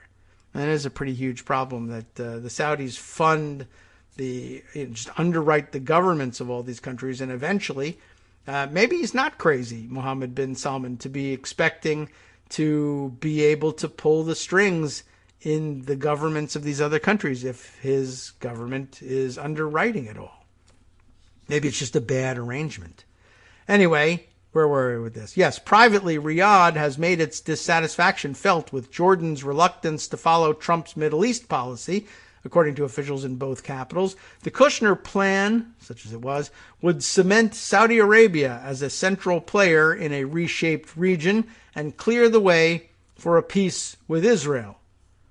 The rejection of the new Middle East, on the other hand, meant the entire plan would fall over, said a senior regional official who refused to be named.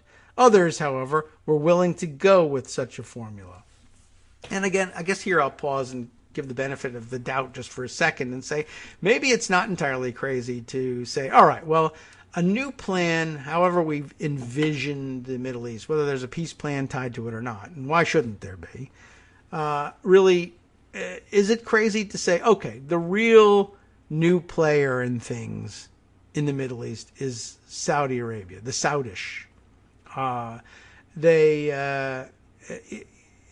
Guardianship of things like the Haram al-Sharif. I have no real, cultural understanding of what that means. I get the basics of it from this article, but I don't know what the deeper meaning of all this is. But obviously, you would think, okay, the Jordanians,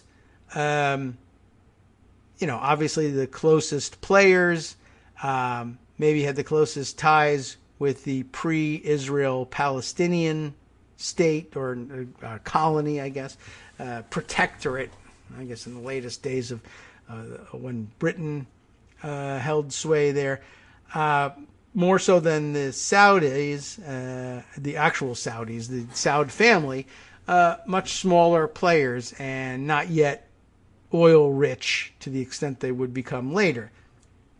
But now, I guess things are different. I'm just thinking historically. Like, I assume that before the Jordanians were considered the custodians of Haram al-Sharif, at some point, I guess the Ottoman Turks were probably considered the guardians then. And at some point, it must have passed to the Jordanians, so it's not like tradition forever. And I guess if they are outpaced in power and influence in the region and around the world by the Saudis, I guess, maybe more naturally guardians of Mecca, because it's in Saudi Arabia. So that's sort of how they appointed themselves that. But why give them control of something in Jerusalem? No obvious answer. But then there was no real answer for giving Jordanians access either once they had been, once the state of Israel had been established. But I guess even then, Jerusalem was partitioned and Haram al-Sharif was in Arab hands, but there was no official government to take responsibility for it, and the nearest available thing that looked like a government was Jordan and its king. But if Jordan only sort of exists on a country by the grace of Saudi cash underwriting it, I could see why they might say, well, we ought to also take guardianship of this. The Jordanians aren't doing anything here. They're just enjoying guardianship and taking our money. And if you, I guess, I mean, it's not entirely crazy to say that, well, if the United States were to acknowledge that, we could probably set the Saudis up as the voice of Middle Eastern Sunni Arabs. And if we were in their good graces, if we really were, we would never know. But if we can approximate it by saying, I'll also help you murder people in exchange for some money, you know, that's, now we're bros. We trust one another. Maybe you could hammer something out. And if the Saudis were willing to say, we have no particular interest in continuing to fight with Israel, we don't really share any borders, for instance, so it would be easier for us, we don't have a territorial dispute with them, to put ourselves into a formal peace with Israel. The rest of the region will follow because we fund the entirety of the rest of the region. But I imagine that then setting them up as custodians of Haram al-Sharif, now you do have a territorial dispute with Israel, and things are only likely to get worse later on. Anyway, I guess, like I was saying, I guess what I really wanted to say was, if Trump or Kushner had been, competent, normal, decent people, it might not necessarily have been a terrible idea to try to bolster the idea that the Saudis are now the leading spokespeople for Arab, Sunni, Muslim, Middle Easterners. That's not crazy. Doing it with Mohammed bin Salman, distasteful. Probably crazy, but not wholly out of keeping with American foreign policy, to tell the truth. Okay. Any rate, where we left off was this other warning. The rejection of the new Middle East idea, on the other hand, meant the entire plan would fall over. That is to say, the plan of replacing King Abdullah with this other different heir to the crown, who was presumably emboldened to seek to topple the regime and replace it with himself, because he would be a willing signatory to the new Middle East plan. But then something happened. What was it? Here it is. During the dying months of the Trump White House, demands to get the deal done intensified. Jordan's defiance angered Kushner and Prince Mohammed, who had also been displeased with a similarly reluctant Palestinian president, Mahmoud Abbas. They were thought of as like the Lebanese.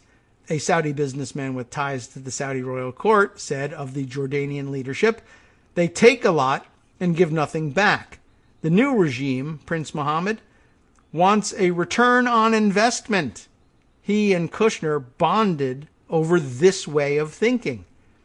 As the friendship between Kushner and Prince Mohammed blossomed, often during all-night discussions, intense, deep in the Saudi desert, at which point I would just hasten to mention that at any point, Mohammed bin Salman, I guess, could have sawed Jared Kushner up with a bone saw and disappeared him in the middle of the desert, but he didn't. Opportunity missed, perhaps. Ties between, as this friendship was blossoming, ties between Bassem Awadallah and Riyadh were also deepening. A former Jordanian finance minister, Awadallah joined a panel at the Future Investment Initiative in Riyadh in 2019, where local dignitaries knew him well from another previous role as Jordanian envoy to Riyadh. With Trump gone, though, only one pillar of the flatlining deal of the century remained, Saudi Arabia, where Prince Mohammed was yet to bring back Amman from the cold. After Awadallah was arrested on April 3rd, the Saudi foreign minister, Faisal bin Farhan, flew to Amman to meet Jordanian officials. Hamza was by then under house arrest, where he remains today. The Guardian understands that Farhan requested Awadallah's release, but was rebuffed by his hosts. Saudi Arabia has said Farhan made no request of Jordan at all, and had flown to Amman to express support for King Abdullah. I don't know. Take your pick who you believe on that one. By then, the GID was wading through hundreds of hours of intercepts, all recorded from March 15th. Officials say that not long before that, Sharif Hassan had made contact with an embassy. Any embassy? Which embassy? Well, The Guardian understands this to be the U.S. embassy in Amman, soliciting support for Hamza. That approach led to the U.S. warning and the scramble to understand what had been happening. So they made some discreet approach to the Americans and said, well, what about if we had this, what if we did have this coup? We are not there yet, but what if we did? Would you support it? And instead, the Biden administration said, hey, King Abdullah, there's this plot afoot. The upshot is Trump lost and it all fell over, said a regional intelligence source. Had he been reelected, this would have been a very different region. Senior officials in Amman would not be drawn in, I guess this is British speak here, but would not be drawn on the likelihood of a foreign element to the alleged plot, nor would they confirm that their most trusted security partner, the U.S., had alerted them to a potential threat. However, the officials clearly took comfort from the fact that the new U.S. administration has restored a traditional security relationship which had been traduced under Trump. U.S. officials have confirmed to The Guardian that in the final months of 2020, officials sought advice on which areas of funding to Jordan were outside congressional approval and could therefore be cut without debate. They're already looking to leverage their ability to punish Jordan to make this deal go through. Amman was ultimately spared a budget blow. As Joe Biden has settled in, its leaders have collectively exhaled and prefer not to focus now on how close, if at all, King Abdullah came to being ousted by Jordan's two closest friends. That would be Saudis and us. Instead, senior officials are busying themselves with the local dimension to the alleged plot. The March phone taps and listening devices appear to depict organizers demanding that meetings of military officials be confined to a maximum of 7 people, while tribal meetings consisted of no more than 15. In addition, they were not just implementing a systematic approach that built consensus among East Bankers, that is, East Bank of the Jordan River, right? Okay. They were also appealing to the Palestinian part of the Jordanian demography. While Jordanian officials refused to be drawn, again, in on whether Saudi Arabia played a role, it is understood that a bilateral arrangement broke down around the time the alleged plot was uncovered. Every autumn, locusts emerge from the Saudi deserts. They get them every year. We only get them every 17 years or whatever. But every autumn, locusts emerge from the Saudi deserts and fly north to Jordan, Syria, and Lebanon. The plagues usually arrive in 3 waves, and early warning systems have been put in place to give Jordanian farmers time to safeguard their crops. This year, there were no warnings. So I guess that tells us the state of affairs in between. Oh my God, the early warning system for locusts has been disabled, and maybe that means something, maybe it doesn't. Fascinating in that it starts to help us unravel things and make a little bit more sense of the weird friendship between Jared Kushner and Mohammed bin Salman. That was always kind of odd. And get some sense of what it was they really were, I guess, trying to do. The whole time they kept saying that there was this big deal in the works and they were going to reshape the Middle East. Now I can sort of understand and see the outlines of what they were talking about. I mean, what it comes down to essentially is they wanted to tear down all the old remnants, the pre-oil age remnants of ceremonial power and, I guess, responsibility for this area in Jerusalem, and remove it from the hands of the Jordanians and hand it over to the Saudis. And it's really not out of keeping with the true balance of power, probably, at this point in the Middle East, but it's a little strange. It's the sort of thing that it's weird. Why would Americans be interested in doing it at all? And I suppose the initial interest might come from the fact that Jared Kushner has strong ties to Israel and the Israeli government, but also he has strong ties to stealing a lot of money or redirecting large amounts of money, say, from governmental coffers and into his own pocket, and that was really enough for him. It didn't matter that the guy he was dealing with was also sawing people up and disposing of their bodies. Or maybe that is even more interesting and beneficial to Kushner, either because he didn't want to be sawed up himself, or maybe he had some ideas of people he wanted to see sawed up and wasn't able to do it himself. We'll perhaps never know, but an interesting clue. Speaking of interesting clues into the shape of the world, Justice Putnam comes next with the West Coast Cookbook and Speakeasy right after this. From networksradio.com, you have been listening to Kagro in the Morning with David Waldman. Tom Cotton back in his news. This time, Tom Cotton says that any call to end racism, somehow, is Chinese propaganda. Boy, does he hate the Chinese.